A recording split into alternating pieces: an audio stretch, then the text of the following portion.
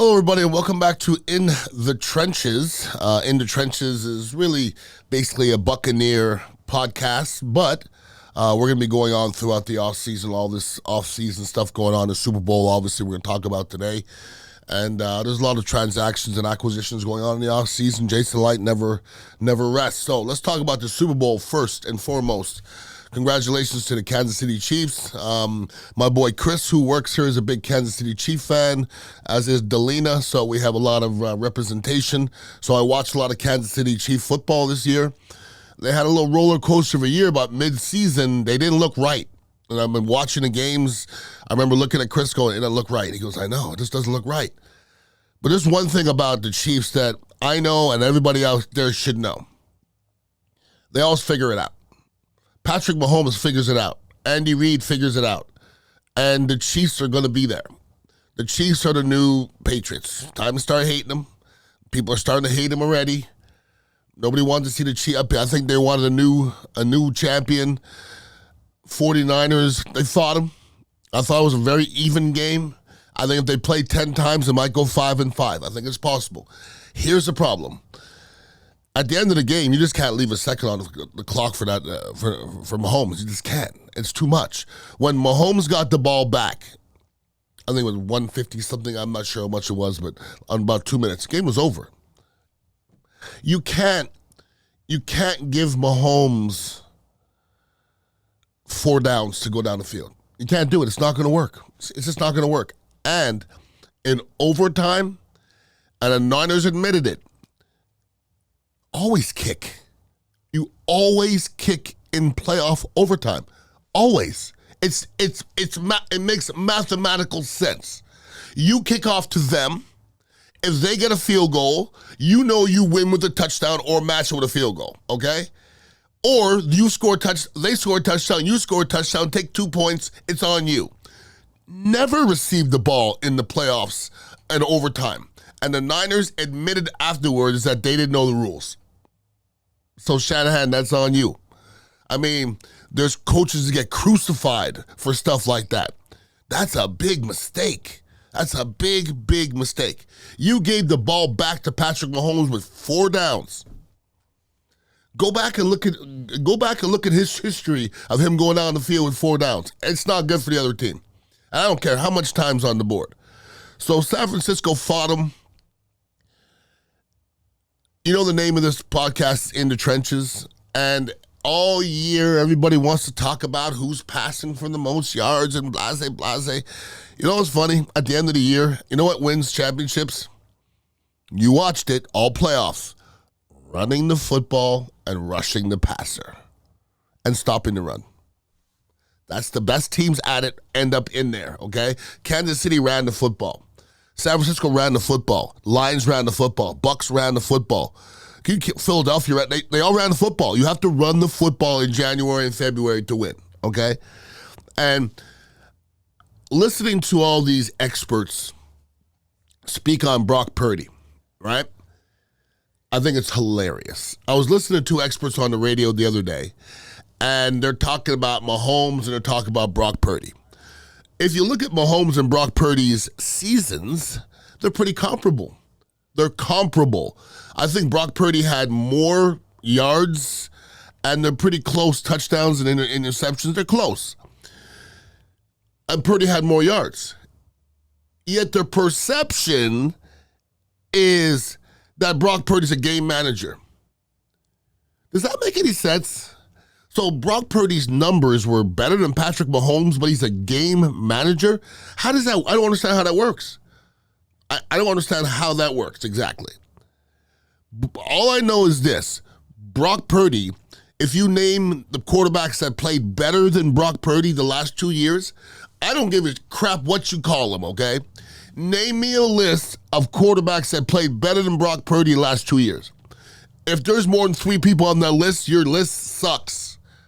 Brock Purdy he barely loses. He just went toe-to-toe, okay, with Patrick Mahomes. And now I'm going to hear on the radio, oh, well, he's a game manager, they didn't score a bunch of points. Neither did Patrick Mahomes. The perception is, it looks messed up to me. And I'm telling you, if Justin Herbert did exactly what Brock Purdy did, everybody would be going crazy. Oh my God, did you see Justin? For some reason, because Brock Purdy's Mr. Irrelevant, and because Purdy is 6 foot, and because he's making $1 million a year, it doesn't look the same or doesn't feel the same. Brock Purdy is doing the same as any other successful quarterback in the NFL. Give the man his flowers, my God. In the last 2 years, he's only lost a handful of games. And that game he lost last year in the playoffs, he lost because he got hurt. And this year, he lost in the Super Bowl to maybe at the end of it, the best quarterback to ever play the game. He lost by less than one score. How dare you keep on saying that this guy's a game manager? Stop saying that. I think it discredits a lot of people. The guy's a great quarterback. And the unfortunate part is for the San Francisco 49ers, you're going to have to pay him like a great quarterback. And I don't know if that's in their DNA. I don't know if it's in John Lynch's DNA. I think Shanahan, you would like to lock it down. If you think that Brock Purdy is going to play next year for his contract, you're crazy. It ain't gonna happen. No way. There's no way Brock Purdy's agent lets him step on that field for $1 million next year. If you do, fire him immediately. There's no way Brock Purdy shouldn't be making $30 million next year. Baker Mayfield may be making 30 or 40. That's a fact, all right? I said that last week. I don't care what you think Baker Mayfield is worth. He's worth his market value. You ever go to a restaurant that says market value? It doesn't matter what you think it's worth. You got to pay it. And that's what Baker Mayfield is going to be. And that's what Brock Purdy is going to be.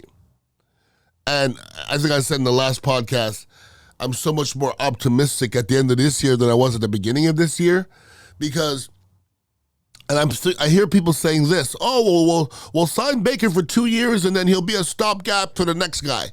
Stopgap for what? He's 28 years old. He can play for 10 more years.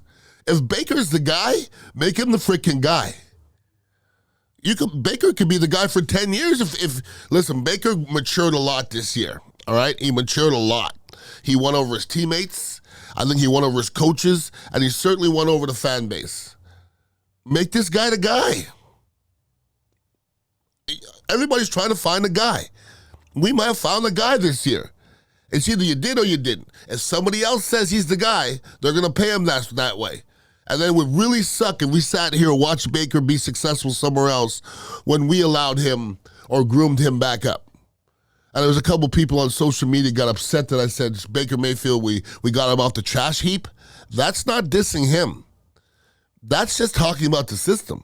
He made $1 million. I think he made less than $1 million. I mean, Purdy made $1 million. I think Baker made like $4 million, which is in essence $1 million.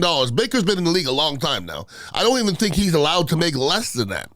So he made minimum as a quarterback. No, there's backup quarterbacks making 2-3 times what Baker Mayfield made this year. I'm talking him up. He outplayed his salary 10 times easily. Now, is he going to be worth $30 or $40 million? You better check yourself because that's what it's going to cost. I'm pretty sure that's what's going to cost. I think Jason Licht's going to have to sit down.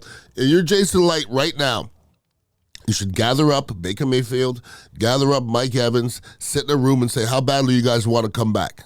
And let's see if we can make this thing work. If not, because I don't think Baker Mayfield wants to come back without Mike Evans. Okay, and maybe vice versa. Mike Evans doesn't want to be back here if Baker Mayfield is to come back because then it won't look the same. So make it a package thing. But that's not easy to do because you're going to have to give people their going rate. Mike Evans, it's the last time he gets to dip.